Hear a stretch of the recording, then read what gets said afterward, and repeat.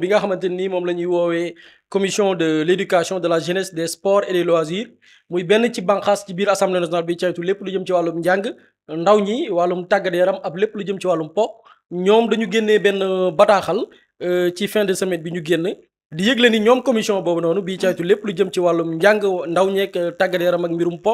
ñi ngi yëgal askanu Sénégal ne dañu jël ab ndogal goo xamante ni dafa ñeel def ay audition publique maanaam woo ay nit déglu leen ci li nga xamante ni mooy anam gi ñu participer ci li nga xam ne mooy mondial bu 2026 muy coupe du monde de football bu 2026 bi Sénégal toogee en 16e de finale lu jëm ci wàllu préparation bi d'abord nañ ko waajee wàllu organisation bi ci biir compétition bi anam ya ñu participer ci jogante boobile waaye tamit participation wu délégation sénégalaise bi maanaam li mu doomi aadama yi fa yóbbu seen nekkin foofu itam bëgg nañ ci amal ay audition ñu ne nag ndogal googu noonu dafay tënku rek ci li nga xamante ni moo ñeel caytu gi assemblée nationale war a am ci anam gi ñuy doxalee réew mi ñu ne elle vise à permettre à la représentation nationale ña nga xam ne ñooy teewal askan wi te am li nga xamante ni nii ñooy taxawaay ba ca teewal askanu Sénégal am ay xibaar yoo xamante ni xibaar yu doy la xibaar yoo xamante ni itam dañ koy documenter maanaam mu am yi firnde waaye tamit ñu xam ci conditions yi nga xamante ni Sénégal noonu la participer ci compétition jongante boobilee ñu ne audition yi nag dafay ñëw ci préparation bi dafay ñëw ci composition bi maanaam délégation bi demoon ñen ñoo ci nekk gestion administrative ci wàllu administration doxal bi naka lañ ko yoree ci wàllu koom gi aussi alal gi ci génn aussi naka lañ ko jëfandikoo mais aussi logistique bi lépp lu jëm ci xarala yeeg yu ni mel ci participation bi ñu ne yooyu yëpp nag dinañ ci waxtaan woo ci ay nit ñu taataan leen ñu ne dans ce cadre nag ñoom commission bi dinañ recueillir dinañ taataan ay kàddu ñoo xamante ni ay autorités publiques compétentes lañ ñoo xam ne dañ leen dénk ay ndombal tànk te bokk ci pouvoir exécutif mun na nekk ministre mun na nekk peut-être directeur général mais aussi dinañ déglu ay responsable fédération sénégalaise de football ñoom itam dinañ leen déglu laaj leen des membres de l'encadrement technique et administratif ñi nga xam ni ci staff technique bu équipe nationale la ñu bokk dañ leen déglu waaye tamit ñi yor wàllu këyit yeeg lépp luy procédure sur le plan administratif ñoom it dañ leen déglu ainsi que toute autre personne ou structure dont l'audition sera jugée utile waaye itam képp koo xam ne jàpp nañ ni yow saw xalaat wala sa témoignage dina am li nga xamante ni nii dina amal solo enquête woowilee wala audition yi ñooñu itam dàquñu ngir woo leen ci assemblée nationale déglu leen ñu ne commission bi nag dina préciser que lépp loo xamante ni audition yi la dafay tënku ci démarche d'information maanaam taataan xibaar waaye tamit évaluation maanaam càmbar waaye tamit lépp loo xamante ni nii dafa ñeel ñoom parlement yi lay seen àq ak yelleef wala boog la ñu warloog la nga xam ne mooy askanu Sénégal muy ce devoir de redevabilité ñu ne elles seront conduites muy audition yooyu noonu dinañ ko amal ci lépp loo xamante ni dafa ñeel le principe ou bien les principes du contradictoire maanaam lépp loo xamante ni nit jëbal na ko fa bu laajee weddi wala tontu goo xamante ni keneen war na ko ci amal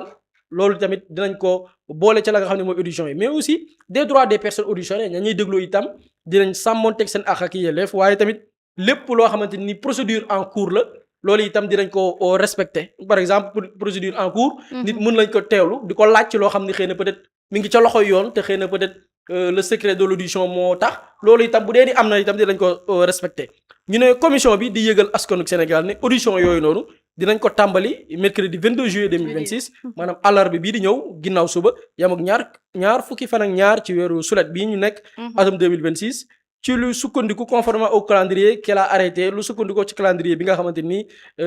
samp nañ ko ñu ne les modalités pratiques ainsi que le programme détaillé des auditions seront communiqués en temps utile lépp lu jëm nag ci modalité yeeg anam yeeg ña war a ñëw anam nga ñu war a jàlleeg ñu déglu leen loolu lépp nag dinañ ko xamle ci délai bi war ñu ne enfin la commission mi ngi feddali li nga xamante ni nii mooy taxawaayam ci leeral waaye tamit yorin gu sell waaye tamit renforcer gën a ñoŋal la nga xamante ni nii mooy lépp loo xam ne lu ñu war a rendre compte la ñeel anam gi ñu yore tàggat yaram fii ci Sénégal ñu ne à travers décision yooyu noonu wala audition yi bokk plutôt dinañ ci tirer lépp loo xamante ni nii njàngale la ci participation wu Sénégal ci coupe du monde 2026 bi génn waaye tamit joxe ay recommandations ay xalaat yi nga xam ne dafay ñeel renforcer gën a ñoŋal participation équipe Sénégal ci jogante yi nga xamante ni nii ñoo ngi koy dëgmal fait à Dakar ñu ngi ko xaatim bésu le 17 juillet 2026 bésu aljuma ki ko xaatim di le président ki jiite commission bi. di honorable député El Hadji Gueye donc loolu lañ mën a jàpp ci bataaxal bi rotee assemblée nationale. jërëjëf Boury am na solo lecture bi Pape Samba ba tey bu ñu desee ci yëf yi coupe du monde gi coow lu bëri am na ci dégg nañ ci scandale yi amul fenn ba tax na waa assemblée nationale dañoo fas yéene def ay audition yi aussi sénégalais ñu ngi koy xaar boobu ba léegi vu que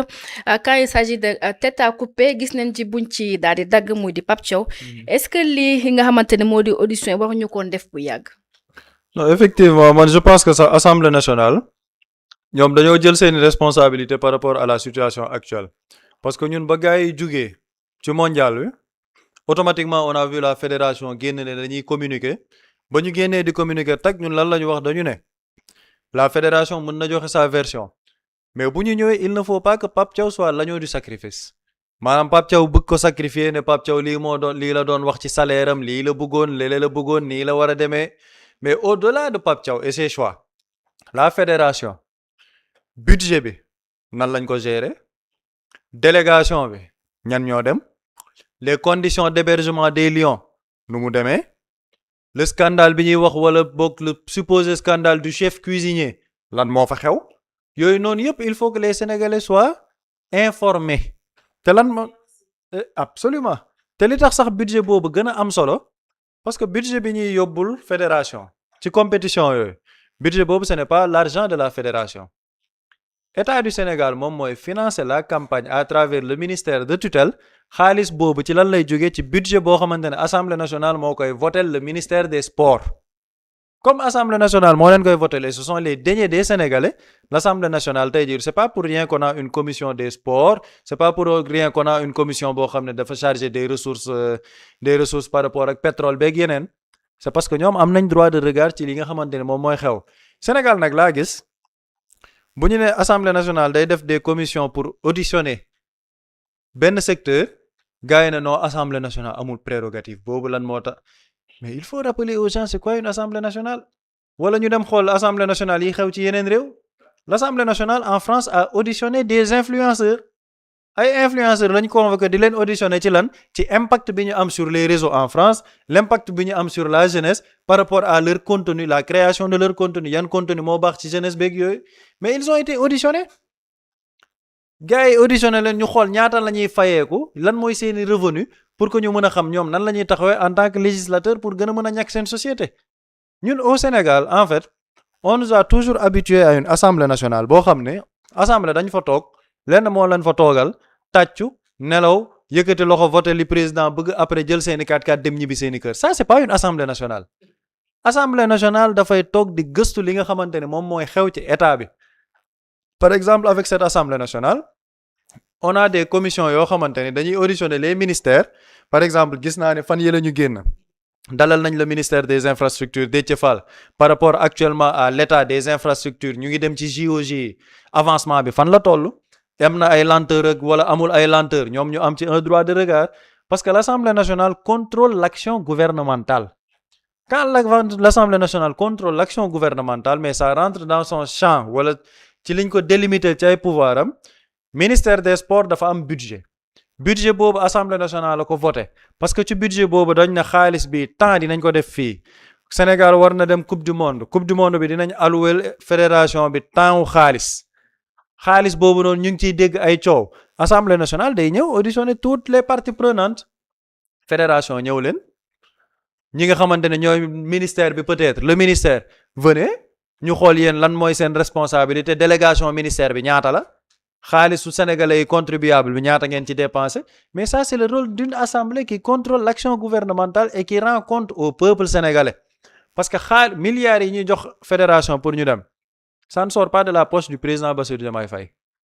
xam nga ban xaalis la juuti gi ñuy dagg sénégalais yi néew na néewul benn par benn ñu ne budget bi alloué nañ ko ministère bi ne jël naa par exemple 5 milliards pour la campagne 5 milliards boobu c'est l'argent du contribuable sénégalais les sénégalais bëgg nañu xam scandale yi ñuy dégg fan la seen xaalis dugg il faut que ñu delluwaat bu fekkoon ne amoon na fi sax il faut que ñu ñëwaat si redevabilité c'est-à-dire que les gens sont redevables au peuple il faut qu'ils informent le peuple ñu leen di wax xaalis bi fu mu dugg man il ne me suffit pas moo tax keroog wax naa ko fédération bi dañoo ñëw di def seeni communication après ñu toog ministère bi xëy na dañoo dégg waa Xalaat TV ne ministère bi fu mu nekk ñu def communiqué ne ministère bi nee na gars yëpp bàyyi communication bi ñuy def ñoom dinañ def benn audit boo xamante ne dinañ déglu toutes les parties prenantes ñu ne audit boobu warul yem ci wax ko nii rek ci communiqué warul nekk loo xamante ne Sénégal dañuy dem Coupe d'Afrique at bii di ñëw dañuy dem Coupe d'Afrique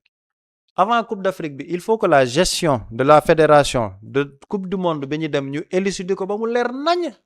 que les responsabilités soient situées ñu xam problème yi fan la nekk bu fekkee dañuy changer le staff ñu changer ko mais balaa ñoo demaat beneen compétition ñu fay teg gàcce ñu lijjanti li fi xewoon yépp ba mu leer nañ sénégalais am ci benn information bu leer et loolu je pense que c'est la prérogative d'une assemblée nationale maa ngi gis je pense c'est un texte de Gris Bordeaux bu ma gis mu ne le problème c'est l'écosystème sportif moom mooy problème mais ce n'est pas la gestion individuelle mais si tu sors la gestion individuelle de l'écosystème sportif c'est-à-dire qu'il y a plus d'écosystème sportif avant ngaa ñëw lijjanti écosystème sportif bi c'est très bien il y a eu un code du sport bu ñu def la gestion de l'écosystème sportif c'est aussi le code du sport ak yeneen travaux yi doon ñëw mais malheureusement Gris Bordeaux tu as eu le malheur d'avoir un président qui te vire cette ministre parce que ministre boobu nee na Sonko 2029 donc gestion écosystème sportif bi effectivement daal laaj ñu xool lépp lu ñuy tagg en fait li ma yàggoo il faut une politique sportive man foofu d'accord naa ci Gris Bordeaux il faut une politique sportive dans ce pays c'est-à-dire que sport warul nekk benn affaire boo xamante ne dañuy naan tàggat yaram bo élément de divertissement non le sport peut être mën na nekk benn source d'argent pour l'État du Sénégal le sport peut être un appui diplomatique pour l'État du Sénégal le sport tey jii mën na jaay suñu tourisme mën na jaay sport loolu lay jëriñ mais bu fekkee ne nag sport dañoo bëgg à chaque fois fédération ñu dem benn compétition problème am ñu nëppal demaat ci beneen compétition on ne va jamais régler ce problème te gérer la manière de ni ñu gérer suñu xaalis ça n'a rien à voir ak écosystème sportif ci man les deux peuvent aller ensemble li mu wax ne écosystème sportif moom moo am solo loolu la ñu war a xool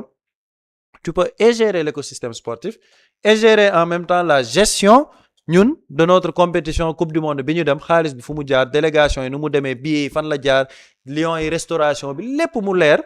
ñu teg ko sur la table nga xam ne balaa ñoo demaat coupe d'Afrique yooyu du ñu dégg polémique ay président fédération bi ñibbi si naan nekkete médecin bi gynécologue la et pourtant le médecin est spécialisé dans le sport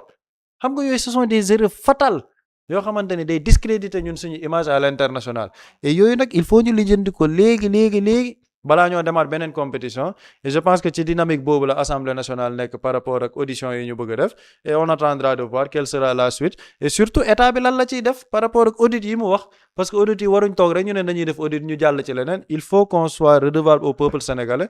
mais malheureusement un état nag qui communique plus sur le nombre de maires yi seen coalition am on ne peut pas attendre grand chose de cet état.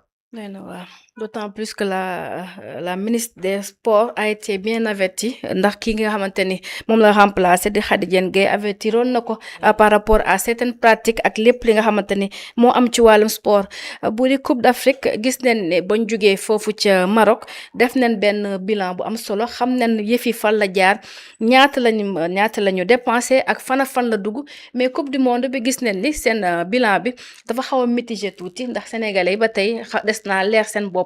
ginnaaw bu ñu déggee scandale yi ci am Lions yi tamit lu ñu daj foofu ndax tamit match concentration la laaj dëkkin bu baax la laaj lekk bu baax la laaj yooyu yëpp amu fa woon est-ce que tamit audition yi nii waru woon am comme ma ko waxee Pape Samba sànq bien avant tout cela maanaam ñu xam bu baax a baax heure bi war a fekk sénégalais ku ci nekk xam ne lii ak lii moo xewoon foofu ci États-Unis pour man c'est ça. Parce que bu fekkoon ni sax liggéey wa tàmbali na xam nga ñun dañu aay ci ay effet d'annonce wala génnee des communiqués ne woy dinañ def audit mais audit ba kañ c'est ça le problème ok c'est bon génne communiqué oui parce que y a des gens qui demandent où est la tutelle fu mu nekk ñu génne communiqué mais et après fan la ñu jëm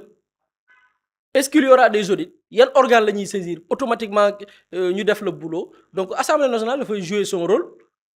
ku ci nekk ñu déglu la et man je me dis que parce que l'avantage mooy à travers ces auditions sûrement dina am lu ci génn ci xibaar ba lu ci génn ci xibaar ñoom assemblée mun nañ tëgg la ñuy tëgg jël leur dossier mun nañ ko envoyer avec ci les autorités compétentes ñoom ñu def seen liggéey tey assemblée mun na def par exemple une commission d'enquête boo xam ne bu ñu ci paree dig lañ koy jox ñu commencé ñi ñuy topp ñi ñu war a seppi ñu seppi leen parce que c'est très facile ñu ne woy dinañ demander des comptes à la fédération fédération ay cuune nekkuñ fa de attention même ñi ñuy wax nii ci wàllu gestion fédération ak ni ñuy doxalee mais sur le plan de la finance mais loolu lañ jàng de gars yi ils peuvent te faire des états financiers impeccables mais yu mucc ay parce que da gars yi xool quoi da gars yi xool les profils mën na la def des états financiers yu mucc ayib yoo xam ni chaque dërëm mën na leen fii la jaar foofu nag la ay enquête profonde di ñëwee foofu la ay DIC par exemple tu saisis la DIC par exemple boo jëlee Cour des comptes par exemple dañuy def seen rapport soulever des détails teewul rapport bi bis bu ñu ko jébalee parquet day jël dossier bi jébal ko DIC xóotal enquête bi moo waral parfois certains rapports da nga gis DIC def enquête bi retrouver waa leneen par exemple am na ñu joxoon marché par exemple dans les marchés de l'ARCOP da ngay gis ñu jox ay marché ay nit yoo xamante nii bon rapport bi mën na limité wu ne rapport bi du ñu jël marché bi jox ko une entreprise qui n'a aucune expérience ñu jël enquête bi jox ko DIC moom mooy def enquête bi ba gis ni entreprise bi ñu jox pour mu fourniture ay équipement de bureau entreprise la boo xamante ci wàllu restauration lay yëngu loolu enquête du DIC moo koy wane parce que ñoom dañuy dem ci biir tey boo ñëwee par exemple ne fay nañu hôtel bi ñaata ngeen fay ñu ne fay nañ nangam les enquêtes de la DIC xam nga mën nañ la présenter une facture mais DIC mooy dem moom ci hôtel bi jël facture bi fédération présenté ministère bi confronté ko ak facture bi nga xamante ni bu ñu xoolee les états financiers de l'hôtel est-ce que c'est conforme bu dee dañu falsifier la facture la DIC mooy xam ne dañu falsifier facture bi en effet on a facturé l'hôtel à 100 millions alors que bu ñu xoolee les états financiers l'archive parce que entreprise dañuy archiver leur facturation ñu xool la facture de l'hôtel en réalité ëpp matu ko facture bi nekk de 50 millions la kon kan moo détourné kan moo falsifié facture bi lii la bu gars yi bu ñuy wax ak enquête profonde lii la ñuy wax de waxuñu woo ay nit rek ok les états financiers ñu ñëw présenter la alors que yow ña lay présenter ay états financiers dañ ci gis ñoo xamante ne ay kàngam lañ maanaam seen spécialité en dehors du football mais c'est des gens yoo xam ne futé ci côté boobu noonu boo nekkee cuune rek ñu dëbala li njaa donc foofu la Sénégalais di waxee maintenant nag li ci des leneen la parce que tey ñi ngi wax wàllu tas pour man enquête bi foofu la amee solo fédération ak nii comme ça par exemple polémique am na ñu ne nañ tas mënul nekk boo ko tasee FIFA mën na sanctionner suñu équipe nationale pour nga tas ko da ngay am des raisons valables c'est-à-dire que des preuves yoo xamante nii tey mais loolu moo waral bi ñuy samp fédération bi moom laa wax keroog ne dañu bàyyi ba jaan romb ñu topp ay watit dañ ne élection bi dañ ko biaisé parce que y a corruption foofu bu état demoon jusqu'au bout ñu ne xaalis bi fa lañ ko joxee ñu ne hôtel sangam lañ ko doon joxe y a des enquêtes ñu ne fa lañ ko doon séddale ñu ne jour élection bi am na ñu doon jaar ci benn parking am na benn oto bu fa gaare woon nit ñi dañuy wiiri fenn dugg ci hôtel bi ñu jox leen ñu dem voté ji bu ñu ñëwee dañuy wane ni diw lañu voté état foofu bu ñu defoon des enquêtes profondes mais tous les parkings au niveau de Diamniadio là y a des caméras da ngay xam t'as des choses valables pour lan pour ne non élection yi tel moo ci am boo ko porté au niveau de la FIFA t'as des raisons valables pour ne non élection bi baaxul parce que tel moo ci xew du jàll automatiquement da ngay tas fédération dès le départ balaa ñu yegg si fii yëpp da koy tas dès le départ mais fu mujjul fenn tey tamit même chose bu fekkee ne da nga bëgg a tas fédération bi mënoo xëy tas ko yombeewul noonu de état dañ lay équipe nationale yëpp la ñuy sanctionné poule bi ñu duggaat ci beneen crise bu gën a xam nga boobu dañuy delluwaat 2008 la ñuy delluwaat retard boobu vraiment attanuñ ko il faut qu'il y ait nag des enquêtes ba jàpp ay nit nag jàpp ni ñii ils ont fait ça t'as des preuves yu réelles là t'as motif pour ñu ci bari nga dégommer leen foofu parce que quoi que l'on puisse dire fédération bi dafa mérite ñu raxas ko man li ma gis ci fédération bi dafa am li gën a garaaw ci fédération bi ay clan la am ay clan fédération bi ñetti clan la am dafa am clan wu par exemple le président de la fédération sénégalaise ak groupe am nañ quoi c'est des gens yoo xam ni bon groupe lañ quoi xamante nañ seen biir boobu benn clan la mu am beneen clan boo xamante ni ñoom place bi ñu nekk ñoom fa lañ bëggoon nekkuñu fa mais fan yi Maroc lan la ñuy tooñee ndeke dañu yóbboon ay marabu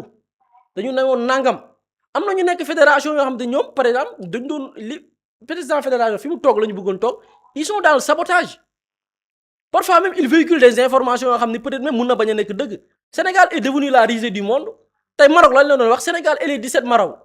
journaliste bi ko joxe lan la c'est un membre de la fédération moo ma ko filé parce que gis na ni waa Maroc ñu ngi koy reprendre naan xool leen ay marabout pourtant on vous parlait des serviettes voilà les serviettes ils sont partis à la coupe du monde avec 17 marabouts l'information journaliste bi ko joxe nee na un membre de la fédération moo ma ko jox mooy loolu mooy beneen clan bi nga xamante ni ñoom lépp lu ñu mën pour casser l'image du Sénégal yàq image du Sénégal ñoom pare nañ ci pour génnee ko mu amaat beneen clan boo xam ne ñoom dara intéressé wu leen lu dul ñoom seen bopp dañuy nekk ci fédération bi di kaas ay mbir pour ñoom poste bi leen war a jox bu leen ko joxee nee nañ xam toog benn place mun nañ sax wëlbatiku nekk porte parole Ablaye Fall wala keneen ñoom seen intérêt boobu kese faruñu fenn ñoom seen intérêt bopp seen agenda moo leen intéressé lii moo composé fédération bi tey des intérêts man gis naa ci ñoo xamante nii tey man même buñ bëggoon yóotuwaat fédération waruñ ko jël parce que des gens yoo xam ne à un moment donné fii ils ont tenu des paroles yoo xamante nii mais pour yàq suñu der la parce que on était dans un combat boo xamante ni contre le Maroc dañu dem charger le Sénégal ñooñu ëllëg même buñ nekkee tey di afficher beneen xarkaram fàttewuñ on n'a pas oublié moo tax waruñu ko seetaan c'est-à-dire que cette fédération waruñu toog rek avec recul ba ci le choix des entraîneurs là maa ngi dégg ay Hervé Renard ñun war nañu seetaan ay Hervé Renard di jiite Hervé Renard du wax dëgg peut-être nañ ma ne buri da nga mën a fayantoo quoi Hervé Renard fii lañ jotee ak Maroc ñuy wax affaire serviette ñëpp xam nañ ni serviette yi c'était seulement Edouard Mendy pour mu mën a essuyer li nga xamante nii mooy ses gants Edouard Mendy def live Edouard Mendy ne stafurle kii nu mu tudd Hervé Renard def live ne oui vous savez les serviettes dans ces pays feral ñu baal ma ci wax Hervé Renard feral ñu ci àdduna wër nga këpp kooku il mérite de diriger notre équipe maa ngi dégg ñu ne oui y avait des pourparlers entre lui et la fédération non Hervé Renard déjà xamul dara ba pare c'est un gars boo xam ne daf ñoo fenal pour lu neex les Marocains dem def benn live ne oui serviette yi ñuy utiliser sax ay xooñoom la te waxul li am kooku bu ñu xefee tuuti ministère des sports bu seetaanee tuuti peut-être même ñu jox suñu équipe nationale xamul dara te bi day wax lu dëgg kooku da nga koy dàq fii léegi mu fenal la comme ni la Alain Giresse feneen lay woon da nga koy dàq mu fenal la comme ni la ay ñoom Henri Casper Jacques def donc loolu nag il faut que ministère bi di veiller au grain c'est-à-dire que fédération waruñ ko seetaan maintenant nag yeneen actes yi ñu ciy joué li ñu ci war a def comme dogal mi ngi dépendre ci enquête yi li muy joxe donc moo tax audition yi am solo enquêtes yi am solo mën nañ def benn commission d'enquête parlementaire boo xam ne après day jël dossier bi jox ko dig ñu enquêter dem au plus profond même de ces dossiers là ñi ñu ràññee ci ay mbir yoo xamante ni jaarul yoon mais ñu leeral ko et je pense que loolu lépp bu ci amee vraiment footballu Sénégal moo ciy gagné football bi daal dafa soxla ñu raxas ko parce que lii nii football bi nar na dem ci crise boo xamante nii te bu ko ça fait mal mooy on a une génération qui méritait de gagner 4 coupes d'Afrique une génération qui méritait d'aller en finale de coupe du monde man coupe du monde bi sama xol dafa jeex ba finale bi sax seetaanuma ko après bi ñu éliminé Sénégal benn match la seetaan muy France ak Maroc doon xaar defetu Maroc damay xeex ba léegi kese moo taxoon ma seetaan ko mais bi Sénégal toogee dama découragé ci compétition bi parce que da ngay seetaan gis ni Sénégal y avait de la place on pouvait faire quelque chose yàlla xam na ni on pouvait faire quelque chose mais par l'amateurisme par cuune ñu jël suñu équipe yóbbu ko ci situation bi nga xam ne une génération qui méritait au minimum être dans le carré d'as de cette coupe du minimum pour ne pas exagérer ba final mënoon nañu ko dem dans cette coupe du monde mënoon nañu yàlla xam na ni mënoon nañ def dara on pouvait faire quelque chose mais amateurisme moo ñu yóbbee ci lii lépp amateurisme moral cassé et puis boo seetaanee moom laa bu ñu seetaanee dañuy dugalaat ci guuta parce que man bi ma déggee avec coolu ñu naan ñu ay Hervé Renard fii dama ne mais ñun fan la ñu bëgg a yóbbuwaat ay Hervé Renard xamul dara et puis du wax dëgg daf ñoo fenal Sénégal nekk di xeex ak Maroc médias internationaux yëpp duñu sot Hervé Renard def live am benn journaliste bu ko aidé mu ne oui vous savez les serviettes ça signifie quelque chose te waxu li muy wax wóor nañu du dëgg cette personne là ñu ne moom la ñuy ruumandaat te boo ñëwee da nga koy fay ay 50 millions ah c'est un coach très cher plus na jàll fële nañu jël ay coach ñi nekk ci biir réew mi mais Sénégal tolloon nañ benn jamono dañu jël ay coach boole leen maanaam ñu toll benn au lieu que ñu jël un coach local bi kenn kese par exemple comme benn Pape Thiaw ñu jël ko amul expérience bi bu match bi demee prolongation mu jaxasoo génnee kii dugal kële Sénégal tolloon nañ fi benn jamono on avait donné l'équipe Bokandé am na ku ñu ko booleeloon dama équipe olympique Karim Séga Diouf et y avait Aliou Cissé Bokandé nekkoon na entraîneur équipe nationale mais dafa am keneen ku ñu ko booleeloon mais tur bi dafa ma réer Ablaye Sarr ak Amara Traoré pourtant ci benn période dañ leen boole maanaam mun nañ jël 2 techniciens par exemple Sénégal on a des techniciens locaux tey ay Malick Daf kenn mënut a wax ni xamuñu football xam nañ football mais le père de Pape Matar Sarr damay fàtte tur bi mais c'est des personnes qui ont l'expérience ci wàllu football Lamine Ndiaye le coach Lamine Ndiaye bi dem nekkoon TP Mazembe actuellement parce que mi ngi Maroc xaw ma Tunisie xaw ma ban dëkk la nekk actuellement c'est des gens c'est-à-dire que équipe mën na toll foo xam ne nañu wut les expérimentés ñu former un trio c'est-à-dire que jël 3 coachs yoo xamante ni ils ont de l'expérience boole leen ak d'autres jeunes coachs en termes de supervision en termes de tactique ñu liggéey qu'on ait une équipe nationale solide je pense que après li xew ci loolu lañ doon dem mais espérons que tey avec enquête yi nga xamante ni ñu ngi koy def dina aboutir et que les responsables du situé ko pour l'intérêt du football sénégalais. waaw gars yi tontu ne la nee nañ Boubacar Sarr Lokot. exactement Boubacar Sarr Lokot exactement tur bee ma dee Boubacar Sarr Lokot boole nañ ko ak Bokandé ñu former un duo pour que ñu dem Sénégal loolu yaa nga na fee am. donc tey au lieu ñu tànn benn coach boo xam ne peut-être amul expérience mais ñu boole ko par exemple Pape Thiaw tey boo ko boole woon ak benn ñaari coach yu expérimenté. boole kook Malick Daf boole kook Badara Sarr. pourtant boo ko boole woon ak ces 2 expérimentés Youssouf Dabo peut-être il était disponible à cette époque mais tu auras une équipe boo xam ne de techniciens mais ñoom ñëpp cuune wuñ.